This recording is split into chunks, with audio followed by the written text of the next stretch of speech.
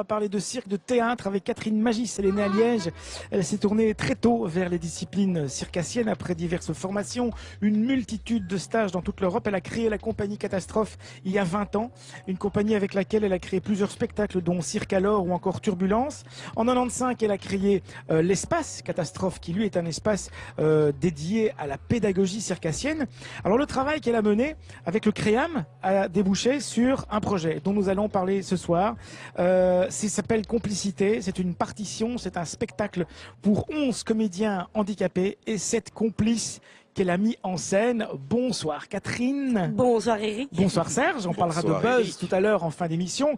Alors Complicité, c'est quoi? C'est d'un côté la bande de Zouf. Oui. Voilà, ce sont 11 comédiens. 11 artistes hors normes, on va dire. Voilà, hors normes. Et puis 7 autres comédiens à côté, dont Jean-Luc Pirot, voilà. Max van der Voort. Un musicien Max van der Voort, Jean-Luc Pirot, et puis des circassiens. Et puis aussi des complices de l'ombre et des anges gardiens. Donc ça fait un grand mélange. Parce que ce mot-là, d'abord, c'est le titre, c'est complicité. C'est pas des collègues de travail, ce sont des complices. Cette complicité, elle va au-delà d'un spectacle. Ben en fait, depuis qu'on a commencé l'aventure en 2008, le titre en 2008, ça fait 5 ans que ça a démarré.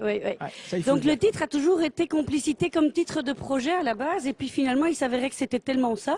On a eu beau chercher des titres dans tous les sens, on n'a pas trouvé, et donc on a dit ben voilà, ce sera Complicité. Aujourd'hui, je suis content d'être ensemble parce que c'est le résumé de notre aventure. Ouais. On dit souvent que ce qui est important, souvent dans un voyage, c'est pas d'arriver. Enfin oui, c'est arrivé, mais le chemin est important aussi. J'ai l'impression qu'ici, le spectacle a son importance. On va en parler, on va donner les dates, mais j'ai l'impression que ce chemin de 5 ans, il est aussi important, si pas plus important que le résultat. Ben, je pense qu'il a changé la vie de beaucoup d'entre nous. En quoi? Dans sa pratique artistique, parce qu'il faut quand même rappeler que le défi était de monter directement un spectacle, une création professionnelle qui allait tourner dans les circuits de diffusion normaux, on va dire. Et l'envie était vraiment plus de partager une aventure artistique et d'aller chercher un petit peu chez chacun ce qu'il avait à dire, comment il voulait le dire et quelle était son expression de lui. Alors le mot c'est vrai, utilisé un peu à tort et à travers. Le mot intégration est vraiment, voilà, il a été galvaudé. Et pourtant, j'ai l'impression que la pratique artistique circassienne, en ce qui vous concerne, est un moteur, peut-être pas d'intégration, mais voilà, de mettre les gens ensemble et que le vivre ensemble entre ceux qui sont entre guillemets normaux et ceux qui peut-être sont hors normes soit harmonieuse. Quel est le rôle de l'art ? Le rôle de l'art, c'est qu'on a trouvé, on a cherché ensemble un moyen de communiquer et un moyen de se comprendre et un moyen d'ouvrir le dialogue et un moyen d'essayer de voir mais qu'est-ce qui se passe dans leur tête, qu'est-ce qu'ils ont envie de dire, c'est quoi leur réalité, c'est quoi leur vie et c'est quoi leur rêve de vie et leur rêve de scène.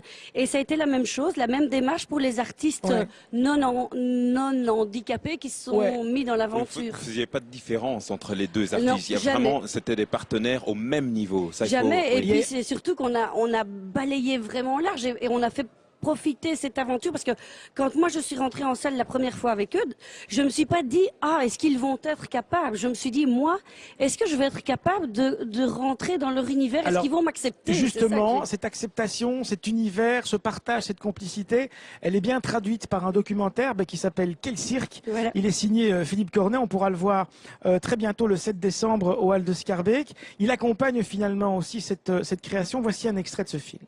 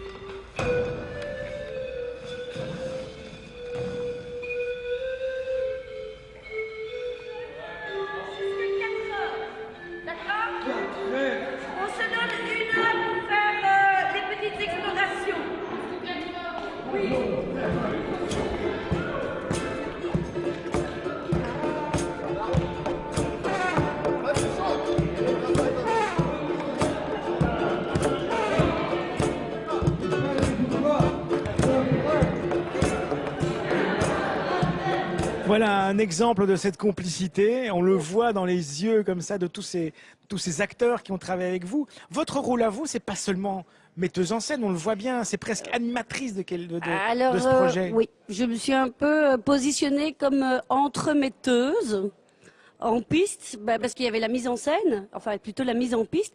Et puis oui, le fait de faire en sorte de faciliter les rencontres et les échanges, de faire en sorte que quelqu'un qui n'aurait peut-être jamais dit, ah, mais je vais aller un peu voir qui c'est ce Michel là, qu'est-ce qu'il fait, qu'est-ce qu'il me veut, quoi. Et donc voilà, j'ai pris un malin plaisir à ça. Comment est-ce qu'on fait ça concrètement? Comment est-ce qu'on facilite les rencontres alors que c'est tellement compliqué? J'en sais rien, ils m'ont donné des ailes, c'est comme ça, c'est juste que, comme je disais, j'ai tellement reçu la première fois que je me suis dit, ça va être égoïste si tu gardes ça pour toi. Et donc j'ai commencé à inviter deux autres circassiens, puis surtout ils étaient nombreux, j'avais un peu du mal à m'en sortir toute seule.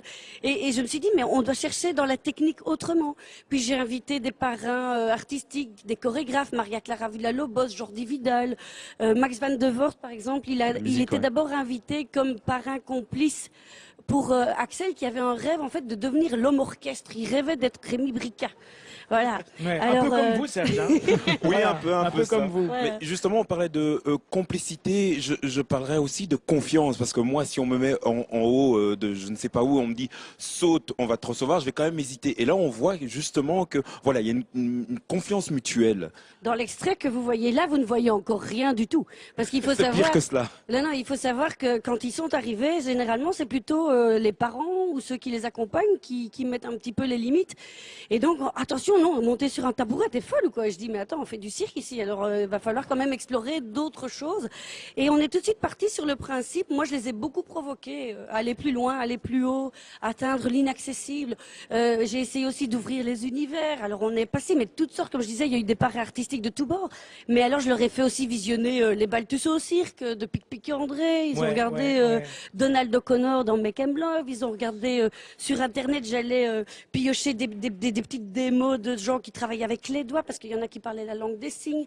On a regardé des films, des dessins animés. Enfin, est-ce que vous pensez que votre démarche prouve qu'on est 20 ans, 25 ans en retard par rapport à la population handicapée et ce qu'on peut faire avec les populations handicapées, entre autres dans la culture? Quand on voit ce qui se passe par exemple au Canada ou dans d'autres pays où la personne handicapée participe à des projets culturels, participe à des projets de cirque beaucoup plus facilement qu'ici. Alors moi, en tout cas, je suis pas une spécialiste de la personne handicapée, donc j'avais pas trop de références. Et donc moi, mes références, elles étaient on monte un spectacle avec ce qu'il faut pour monter un spectacle. Mais je dois bien avouer que depuis 2008, notre aventure, elle a quand même perturbé, ou en tout cas, elle a été titillée pas mal de gens. Et donc, finalement, on a été beaucoup convoqués à des colloques en France, en Italie. Le film a aussi donné un éclat incroyable. Puis il y a eu un livre qui est sorti.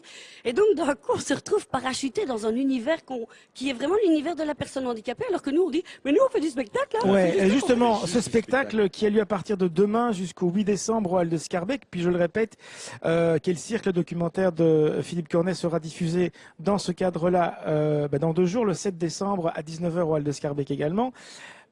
Ce spectacle, il veut quoi? Évidemment faire plaisir aux spectateurs. Est-ce qu'il veut aussi changer son regard? Bon, alors, ça c'est vrai que moi je suis un peu une engagée, donc j'aime bien quand on fait quelque chose que ça ait du sens. Et puis c'est vrai que maintenant on s'est bien rendu compte que ce spectacle, il fait changer les regards, il fait changer les mentalités. On ne va pas rentrer dans les détails, mais en tout cas ça a bousculé, vraiment ça fait une grosse tempête et des grosses catastrophes, parce qu'on a vu des choses qu'on n'avait pas envie de voir, où on a été plongé dans des situations qui ne nous paraissaient pas justes. Et donc grâce au spectacle et aux rencontres et aussi à la force qu'ils ont quand ils sont sur le plateau, parce c'est vraiment des artistes qui s'assument à fond.